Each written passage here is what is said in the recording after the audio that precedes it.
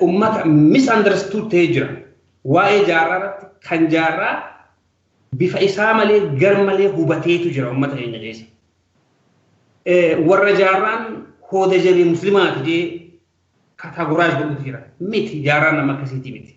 Jaarraan sabboonaa Oromoodhaati. Qabsaawaa bilisummaa Oromoodhaati. Fedhiinsaa fedhii bilisummaa Oromoodhaati fi Oromiyaadhaati.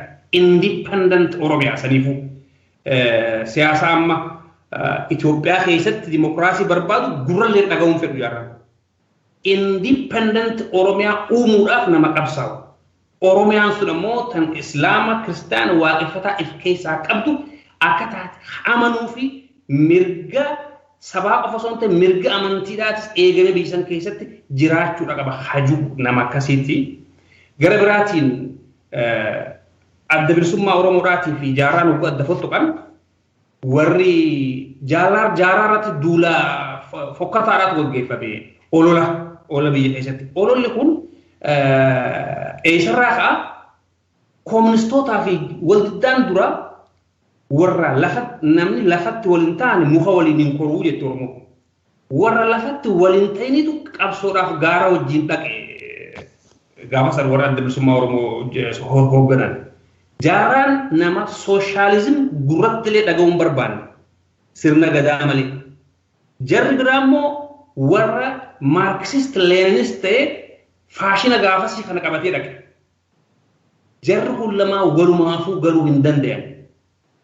Ayidooloojiin isaanii bikka kanatti adda.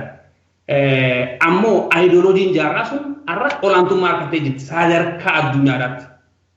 Sooshaalizimii sun hundeenuu buqqee dhabamee jira. Viizhiniin isaa gaa laal hangam takka akka fagoo ta'e. Har'a kasaa qeeroo jechaa jirtu nuti sirna gadaatiin haa bullu jecha dhaloon namaa. Sirna gadaati deebisee habaqaaluu barbaada. Kana barbaada jaarraan nama akkasiiti. Kanaafuu jaarraan walli artistoonni tokko hogguu sirba baasan.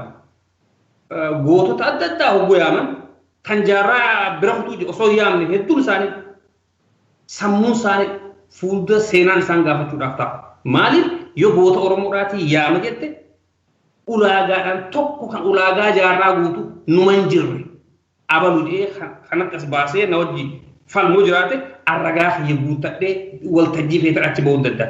Kanaafuu piliisiin jaani if duuba deebi'aati eenyummaa jaarraa abbaa gadaa if duuba deebi'aati gilgaalaa. Kanaafuu artistoonnis wal qixxeeffadhaa jechuun barbaada.